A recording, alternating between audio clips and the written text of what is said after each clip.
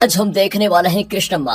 तो मूवी की शुरुआत 2015 के समय से होती है, जहां जंगल के बीच में बांद्रा और कोटी नाम के दो आदमी गड्ढा खोद रहे होते हैं। लेकिन तभी कुछ बातों की वजह से उनमें लड़ाई हो जाती है और ये लड़ाई इतनी आगे बढ़ जाती है कि वो दोनों एक दूसरे की जान लेने पर उतर आते हैं। एंड तभी बांद्रा कोटी पर भारी पड़ते हुए उसको एक पेड़ से बांध देता है और फिर गुड़ को पिघलाकर कोटी के ऊपर ही फेंक देता है। लेकिन आगे क्या हुआ ये हमें नहीं दिखाया जाता। अब हमें 3 साल के बाद का सीन दिखाते हैं, जहाँ पर दो आदमियों का उसी जंगल से गुजर रहा होता है। तभी उनकी नजर जमीन पर चल रही चींटियों पर पड़ती है, जो कि काफी तादाद में किसी ओर जा रही होती है। एंड वो दोनों भी उन चींटियों का पीछा करते हैं। तब वहाँ का नजारा देखकर वो एकदम घबरा जाते हैं, क्योंकि चींटियां कुछ और नहीं बल्कि किसी इंसान के सर को धीरे धीरे करके खा रही हैं। और ये देखकर वो दोनों तुरंत पुलिस को इसकी सूचना दे देते हैं। अगले दिन मौका वारदात पर पुलिस ऑफिसर रमा आता है। उस आदमी के सर के आसपास की चीजों का अच्छी तरह से मुआयना करने के बाद रमा को पता चलता है कि इस आदमी के सर को छोड़कर उसके पूरे शरीर को जमीन में गाड़ दिया गया था और सर पर गुड़ लगा होने की वजह से चींटियां इसकी तरफ आकर्षित हुई और फिर उन्होंने इसका चेहरा खाना शुरू कर दिया। बड़े ही घिनौने तरीके से उस आदमी की जान ली गई थी। मतलब साथ ही इससे ये कंफर्म तो नहीं होता कि वो इंसान कोटी है या फिर कोई दूसरा, लेकिन बाद में रिवील हो जाएगा। इसके बाद रमा अपनी छानबीन शुरू कर देता है ताकि जल्द से जल्द उस हत्यारे का पता लगाया जा सके। अब हम टाइम में थोड़ा पीछे चले जाते हैं, जहां हमें 2002 का सीन दिखाया जाता है। इस समय में हम बांद्रा कोटी और उनके एक दोस्त शिवा को देखते हैं। ये तीनों बचपन के बहुत ही अच्छे दोस्त के साथ साथ एक दूसरे का सहारा भी थे, क्योंकि तीनों भी अनाथ थे। शिवा बुक प्रिंट करने का बिजनेस चलाता था, तो बांद्रा और कोटी नशीली चीजें वगैरह स्मगल करने का काम करते थे। जबकि शिवा उन दोनों को हमेशा ऐसा काम करने से मना भी करता था, पर वो उसकी कहाँ सुनते थे। इसके बाद वो दोनों अपने बॉस दासू के पास आते हैं, जो उन्हें एड्रेस वगैरह देता है कि कहाँ से माल उठाना है, कहाँ पर भेजना है। इसलिए वो दोनों माल लेने के लिए निकल जाते हैं। पर जैसे ही दोनों माल लेकर वापस आ रहे होते हैं ना, तभी कुछ अंडरकवर ऑफिसर्स उनके पीछे पड़ जाते हैं। वो दोनों भी अपनी जान बचाकर इधर उधर भागने लग जाते हैं और भागते हुए राजू नाम के गुंडे के ठिकाने पर पहुंच जाते हैं, ताकि अपना माल वहाँ पर छुपा पाए। लेकिन ऑफिसर्स भी कम नहीं होते, उनका पीछा करते करते वो भी वहाँ पर पहुँच जाते हैं। लेकिन बांद्रा और कोटी वहाँ से भाग निकलते हैं, पर उनकी वजह से राजू फंस जाता है, जिससे ऑफिसर उसको उठाकर लेकर जाते हैं। अब अगले सीन में मीना नाम की लड़की शिवा की दुकान पर बुक प्रिंट करवाने का ऑर्डर देती है, लेकिन शिवा पहली नजर में उसको पसंद कर लेता है। पर जब गलती से शिवा मीना की बुक को गलत प्रिंट कर देता है, तो वो उस पर चिल्लाने लग जाती है कि तुमने सारी बुक खराब कर दी है। अब ये देखकर बांद्रा को काफी ज्यादा गुस्सा आता है, क्योंकि वो कुछ भी बर्दाश्त कर सकता है, लेकिन उसके दोस्तों को कोई कुछ कहे उससे ये सुना नहीं जाता, जिससे बांद्रा और मीना में बहस हो जाती है। लेकिन कोटी जैसे तैसे फिर इस मामले को शांत करता है। अब कुछ टाइम के बाद बांद्रा रास्ते से कहीं जा रहा होता है कि तभी वो अंजलि नाम की एक लड़की से टकरा जाता है, और जैसे उसकी नजर अंजलि पर पड़ती है वो उसे पसंद आ जाती है। दूसरी तरफ मीना मूवी देखने के लिए थिएटर आती है, लेकिन दुर्भाग्य से टिकट खत्म हो चुकी थी, पर एक आदमी ब्लैक में टिकट बेच रहा होता है। एंड मीना जब उससे टिकट लेने जाती है तो वो उसे ऑफर देता है कि तुम मेरे साथ मूवी देखो, मैं तुमसे पैसे भी नहीं लूंगा। इतना कहकर वो उसका हाथ पकड़ लेता है और उसके साथ बदतमीजी करने की कोशिश करता है। लेकिन इसी बीच वहाँ पर शिवा आकर उस आदमी के हाथ झटक देता है और मीना से कहता है कि तुम्हें परेशान होने की जरूरत नहीं है, अगर तुम चाहो तो मेरा टिकट ले सकती हो। अब मीना लेना तो नहीं चाहती थी, लेकिन शिवा की जिद करने पर वो उससे टिकट ले ही लेती है, उसका धन्यवाद भी करती है। पर जैसे ही वो वहाँ से जाती है, वो बदमाश लोग शिवा पर हमला कर देते हैं और ज्यादा चोट लगने की वजह से उसके सर से खून आने लग जाता है। और जब बांद्रा को पता चलता है कि उन बदमाशों ने शिवा पर हाथ उठाया, तो बस पूरे गुस्से के साथ वो एक्शन भरे अंदाज में थिएटर के बाहर उन्हें मारना शुरू कर देता है। एंड ये चीज उन लोगों को देखने में काफी मजा भी आ रहा था, जिनको मूवी की टिकट नहीं मिल पाई थी। वो तो पूरा एक्शन सीन लाइव देख रहे थे अपनी आंखों से। पर इससे पहले कि बांद्रा उनकी जान ले लेता, शिवा और कोटी उसको वहाँ से लेकर जाते हैं।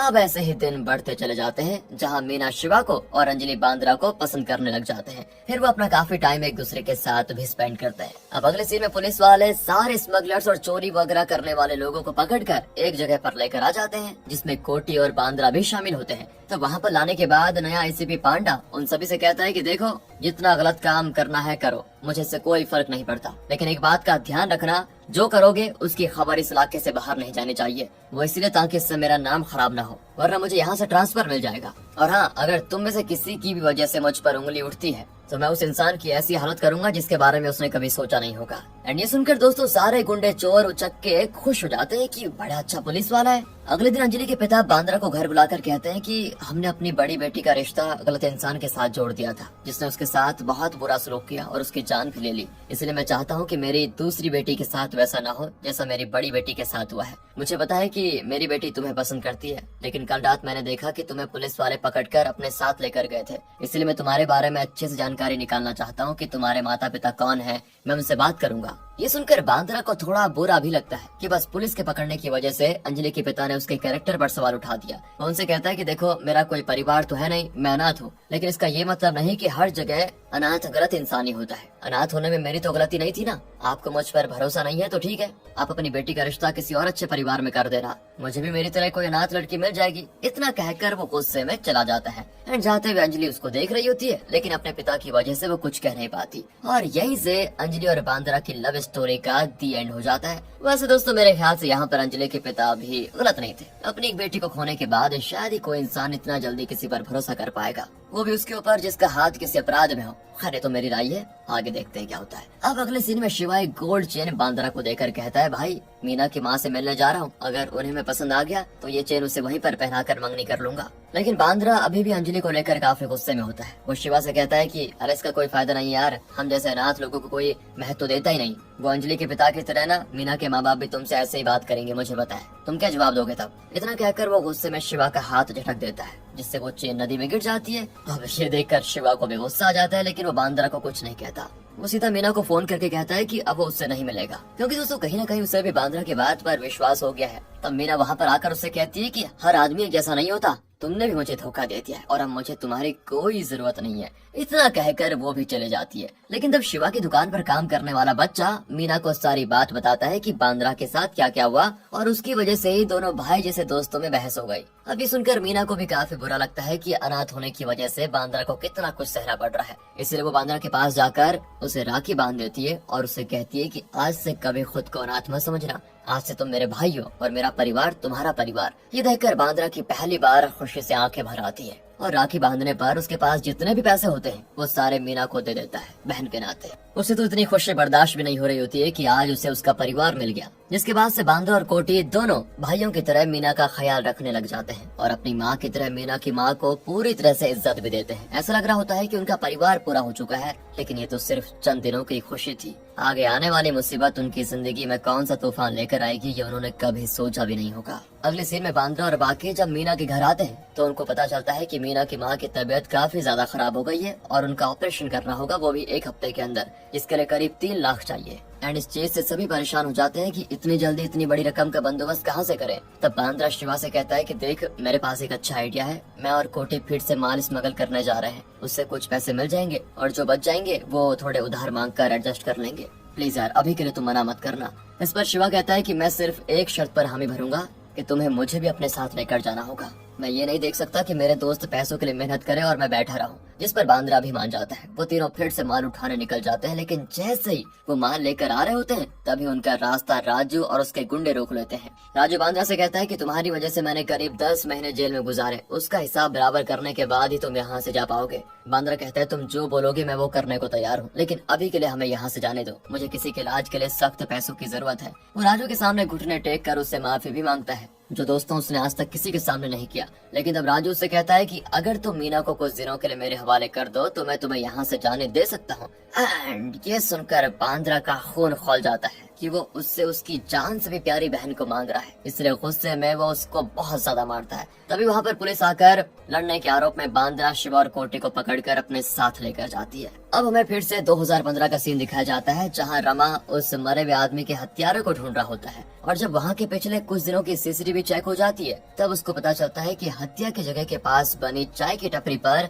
बांद्रा और कोटी डेली आते थे। इसीलिए वो उन दोनों की फाइल निकलवाता है और एक कांस्टेबल के पास जाकर उससे बांद्रा और कोटी के बारे में सवाल करता है, क्योंकि वो कांस्टेबल 2002 के टाइम पर उसी पुलिस स्टेशन में काम करता था जहां पर पहली बार बांद्रा, कोटी और शिवा अरेस्ट होकर आए थे। वो उस टाइम की बात है जब वो राजू और उसके गुंडों से लड़ रहे थे। लेकिन 2002 में ऐसा क्या हुआ कि उस कांस्टेबल ने उसके बाद से नौकरी छोड़ दी। अब रमा उस कांस्टेबल से बांद्रा और कोटी के बारे में पूछता है। ये सुनकर तो वो घबरा जाता है। वो रमा को बताता है कि ये 2 लोग नहीं थे, इनके साथ उनका तीसरा दोस्त शिवा भी शामिल था। फिर वो उसको 2002 में हुई सारी घटना के बारे में बताने लग जाता है, जिसके बाद मूवी उसी सीन पर मुड़ जाती है जब पुलिस वाले राजू और उसके गुंडों को मारने के बाद बांद्रा और बाकियों को जेल में लेकर गए थे। तब वही कांस्टेबल पुलिस ऑफिसर से कहता है कि साहब, इन लोगों की गलती नहीं है, झगड़ा तो राजू और उसके गुंडों ने शुरू किया था। एंड ये सुनकर वो पुलिस वाला बांद्रा और बाकियों को छोड़ देता है, लेकिन इससे पहले कि वो वहाँ से जा पाते, पुलिस वालों को उनकी गाड़ी से वो सारा माल बरामद हो जाता है जो वो स्मगल करके लेकर जा रहे थे। एंड ये देखकर तो पुलिस वाले तीनों को रिमांड पर लेकर खूब मारते भी है। बांद्रा और बाकी फिर उसको घूस देने की कोशिश करते हैं ताकि वो उनको छोड़ दे, जिस पर वो मान जाता है। लेकिन उन तीनों को जेल में रुका कर वो दासू से कहता है कि 2 दिन के अंदर 2 लाख का बंदोबस्त करो तो मैं इन तीनों को छोड़ दूंगा, क्योंकि ये लोग तुम्हारा ही माल स्मगल करके लेकर जा रहे थे, जिस पर दासू मान जाता है। लेकिन 2 दिन से ज्यादा हो चुके थे, दासू तीनों को वहीं छोड़कर भाग निकला था। वो तीनों बेचारे उम्मीद लगाए बैठे थे कि दासू पैसे लेकर आएगा और तीनों रिहा हो जाएंगे। अब दासू के न आने पर पुलिस वाले उन तीनों को मार कर कोर्ट में लेकर जा रहे होते हैं, पर तभी एसीपी पांडा उसे फोन करके कहता है कि तीनों को मेरे पास लेकर आ, मुझे उनसे कुछ काम है। इसलिए पुलिस वाला बांदा और बाकियों को पांडा के पास लेकर जाता है। पांडा उन्हें एक ऑफर देते हुए कहता है कि अगर तुमने मेरा एक काम कर दिया तो मैं मीना की माँ के इलाज के लिए सारे पैसे दूंगा, जिस पर ना चाहते हुए भी उन्हें हामी भरनी पड़ती है, क्योंकि उनके पास कोई दूसरा ऑप्शन तो था नहीं। साथ ही पांडा का ऑफर ये होता है कि उन्हें वो किसी गलत केस में अपराध बनाकर पेश करेगा, जिस पर उन्हें कोर्ट में जज के सामने अपना अपराध कबूल करना होगा। पांडा दोस्तों उन्हें केस के बारे में नहीं बताता, लेकिन जब आप लोगों को उस केस के बारे में पता चलेगा ना, तो बांद्रा और बाकियों की तरह आपके भी पैरों तले जमीन खिसक जाएगी। अब बांद्रा और बाकियों ने बिना केस को जाने मजबूरी में हामी भर दी थी, लेकिन जब वो कोर्ट में पेश किए जाते हैं तो ठीक से किसी भी सवाल का जवाब नहीं दे पाते, इसलिए उन पर फैसला सुनाने के लिए तारीख बढ़ा दी जाती है। लेकिन जिस भी केस में तीनों को फंसाया गया है वो केस बहुत बड़ा था, क्योंकि इन तीनों अपराधियों को देखने के लिए मीडिया की लाइन लगी होती है, जहां मीडिया कह रही होती है कि ये वही तीनों हैं जिन्होंने इतना घिनौना अपराध किया है। एंड इसको सोचकर वो सोच में पड़ जाते हैं कि ऐसा क्या है, उनका दिल दहल जाता है। बेचारे तीनों भी उस अपराध से अनजान थे जिसका आरोप उन पर लगाया गया था। अगले सीन में गवर्नमेंट से एक वकील जेल में बांद्रा और बाकियों से पूछताछ करने आता है। कोटी को तो बर्दाश्त नहीं हो रहा था कि कौन सा केस उन पर लगाया गया है, क्योंकि वो जिससे भी पूछता कोई उसे बताने को तैयार ही नहीं होता। इसलिए वो वकील से पूछ ही लेता है कि आखिर हम किस आरोप में अंदर आए हैं। तो वकील कहता है कि तुम लोगों को शर्म नहीं आती, इतना घिनौना काम करने के बाद पूछ रहे हो कि आखिर तुमने किया क्या है। तब उनकी नजर एक फोटो पर पड़ती है, और वो फोटो किसी और की नहीं बल्कि मीना की होती है, जिसके साथ 3 लोगों ने जबरदस्ती करके उसे बड़ी बेरहमी से मार दिया था। एंड इस केस में पांडा ने असली अपराधी को बचाकर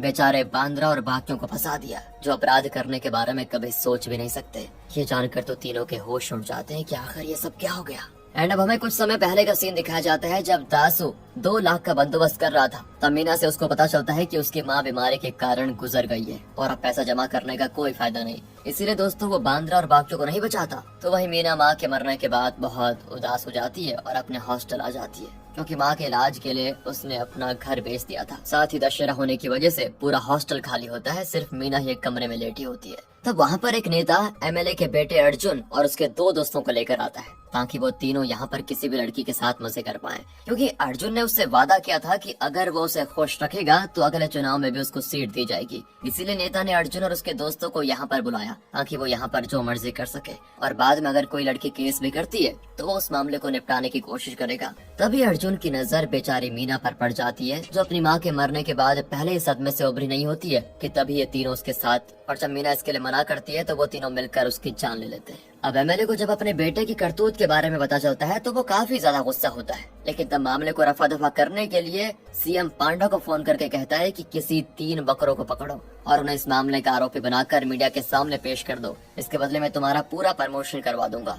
इसीलिए पांडा ने बांद्रा और उसके दोस्तों को चुना, क्योंकि शिवा वैसे भी उसका बॉयफ्रेंड था। इसलिए वो मीना के कमरे की दीवारों पर लव वगैरह लिखवा देता है, ताकि मीडिया में ये बता सके कि लड़के ने अपने दोस्तों के साथ मिलकर अपनी ही गर्लफ्रेंड के साथ गलत हरकत करके उसको मार डाला। एंड अब हम उसी वकील को देखते हैं जो जेल में बांद्रा और बाकियों के साथ पूछताछ करने आया है। उनकी बातों से वकील को पता चल जाता है कि तीनों बिल्कुल निर्दोष हैं। पांडा ने इनको जबरदस्ती फंसाया है, लेकिन सारे के सारे करप्शन में डूबे होते हैं। पांडा के कुछ पैसों के लालच में वो वकील इस बात को वहीं दबा देता है, जिसके बाद पांडा और बाकी पुलिस वाले बांद्रा और उसके दोस्तों को बहुत ज्यादा मारते हैं, ताकि वो कोर्ट में ये मानने को तैयार हो जाए कि उन्होंने ही मीना के साथ वो सब कुछ किया। लेकिन वो तीनों मार खाकर जान देने को तैयार थे, लेकिन मीना का आरोप खुद पर लेने को तैयार नहीं होते। एंड इस चीज से पांडा बहुत ज्यादा फ्रस्ट्रेट हो जाता है। वो आखिर बार शिवा से पूछता है कि मानते हो या नहीं, लेकिन तब शिवा तो सीधे पांडा के मुंह पर ही थूक देता है कि यही तेरी औकात है। और इस चीज से पांडा को इतना गुस्सा आता है कि वो सीधे बेचारे शिवा को शूट करके मार डालता है। ये देखकर कोटी और बांद्रा हक्के बक्के रह जाते हैं। उन्हें तो यकीन ही नहीं होता कि उनका दोस्त जिसके साथ उन्होंने बचपन गुजारा उनके सामने उसने दम तोड़ दिया। इसलिए वो पांडा की बात पर हामी भर देते हैं, क्योंकि अगर उन्होंने मना किया तो पांडा उनकी भी जान ले लेगा। अब बांद्रा कसम खाता है कि मैं सजा काट लूंगा, लेकिन जिस दिन जेल से बाहर आऊंगा सारे दुश्मनों को अपने हाथों से मारूंगा। अब बांद्रा और कोटी दोनों को मीना के साथ गलत हरकत करने और उसकी जान लेने के अपराध में सजा दी जाती है। जहाँ जेल में आने के बाद हर पल बांद्रा और कोटी प्रतिशोध की आग में झुलस रहे होते हैं। बांद्रा वहाँ पर एक पौधा लगा लेता है जो कि हर पल उसको ये याद दिलाता रहेगा कि उसे अपना लक्ष्य कभी नहीं भूलना है। लेकिन एक दिन जेल के कुछ कैदी उस पौधे को उखाड़ देते हैं, तो बांद्रा अपना सारा गुस्सा जितना उसने दबा कर रखा था उस सब उन कैदियों पर उगल देता है। बहुत ज्यादा मारता है उनको। दुनिया की कोई भी ताकत मेरे रास्ते में क्यों ना आ जाए, मुझे मेरा बदला लेने से कोई नहीं रोक सकता। एंड इसके बाद हम देखते हैं कि 12 साल गुजर चुके हैं और 2015 के समय में बांद्रा और कोटी को जेल से रिहा कर दिया जाता है। अब जैसे वो जेल से बाहर आते हैं एक एक करके सारे दुश्मनों को मारना शुरू कर देते हैं। सबसे पहले वो अर्जुन के दोनों दोस्त और उस नेता को अपने रास्ते से हटाते हैं, जिसके बाद वो दोनों पांडा को पकड़कर जंगल में लेकर जाते हैं और वहाँ उसे जमीन में गाड़ने के लिए गड्ढा खोदते हैं। यही मूवी की शुरुआत वाला सीन होता है दोस्तों। कोटी को पांडा की हर सांस लेने पर बहुत गुस्सा आ रहा था। वो चाहता था कि अभी पांडा का खेल खत्म हो जाए, लेकिन बांद्रा उसे रोकते हुए कहता है कि ये 12 साल का हमारा बदला है, ऐसी आसान मौत देकर नहीं जाएंगे, ऐसी दर्दनाक मौत देंगे इसको कि इसकी 7 पुश्तें याद रखेंगे। लेकिन तब भी कोटी नहीं मानता, जिससे दोनों में झगड़ा हो जाता है। इसलिए बांद्रा कोटी को बांधकर गुड़ पिघलाने लग जाता है ताकि उसे पांडा के ऊपर डाल पाए। और जो लाश रमा को मिली थी वो असल में कोटी की नहीं बल्कि पांडा की थी, जिसे चींटियों ने खा लिया था। बांद्रा पांडा से कहता है कि गवर्नमेंट पुलिस में भर्ती के लिए फिजिकल टेस्ट और रिटर्न टेस्ट लेती है, दोनों में पास हो गए तो सिलेक्शन हो जाता है। लेकिन अगर गवर्नमेंट इंसानियत का भी टेस्ट ले तो तुम जैसे पुलिस वाले कभी कोई नौकरी के लिए सिलेक्ट नहीं होंगे। तुम जैसे इंसानों की वजह से ही सब बदनाम है। तुम जैसों की वजह से ये अपराधी बड़ी आराम से बाहर घूम रहा है और जो बेकसूर है उनको तुम जेल में डालकर रख देते हो। इसके बाद बांद्रा गुस्से में पिघले हुए गुड़ को पांडा के मुंह पर फेंक कर चला जाता है और पूरा शरीर जमीन के अंदर होने की वजह से आराम से चींटियां पांडा के चेहरे को खाना शुरू कर देती है। और इन चींटियों के हमले की वजह से पांडा 3 दिनों तक तड़प तड़प कर मर जाता है। दूसरी तरफ कांस्टेबल की सारी बातें सुनने के बाद रमा का साथी ऑफिसर कहता है इसका मतलब जो लाशें हमें मिली वो एसीपी पांडा की थी। साथ ही बांद्रा और कोटी अपने सारे दुश्मनों को मार चुके हैं सिवाय एक के, और वो है अर्जुन, तो हमें जल्दी जाकर उसको बचाना चाहिए। लेकिन रमा कहता है अगर मैं बांद्रा की जगह होता तो शायद मैं भी यही करता। और अब तो लगता है कि भगवान खुद क्यों न धरती पर आ जाए, बांद्रा को अपना बदला लेने से कोई नहीं रोक पाएगा, इसलिए मैं भी कुछ नहीं करूंगा। और ये सुनकर ऑफिसर बिल्कुल हैरान हो जाता है। वहीं हम बांद्रा और कोटी को देखते हैं जो अर्जुन का पीछा करते हुए एक मंदिर में आ गए हैं जहाँ वो पूजा करने आया था। वहाँ आने के बाद वो उस पर हमला कर देते हैं और ये देखकर अर्जुन के गुंडे उनसे लड़ते भी हैं, मतलब कोई फायदा नहीं होता। मौका देखकर अर्जुन वहाँ से भागने की कोशिश भी करता है, लेकिन बांद्रा उसके अंदर अपनी तलवार घुसाकर उससे कहता है कि जिस दिन तू पैदा हुआ होगा ना उस दिन इस धरती को भी अफसोस हुआ होगा कि तुझ जैसा इंसान इस धरती पर क्या कर रहा है। इतना कहकर वो उसकी जान ले लेता है। इसके मरते ही बांद्रा और कोटी भी सरेंडर कर जाते हैं कि अब उन्होंने अपने सारे दुश्मनों को खत्म कर लिया है और वो सोचते हैं कि यहाँ रहकर क्या करेंगे, ऊपर कम से कम शिवा से तो मिलेंगे। और फिर वो अर्जुन के गुंडों के हाथों अपनी जान दे देते हैं। और इसी इमोशनल एंडिंग के साथ दोस्तों ये मूवी यहाँ पर खत्म हो जाती है। बाकी अगर आपको वीडियो अच्छी लगी हो, एक्सप्लेनेशन अच्छा लगा हो तो लाइक कीजिए, चैनल को सब्सक्राइब। मिलते हैं अगली वीडियो में, ध्यान रखिएगा अपना। And finally thanks for watching.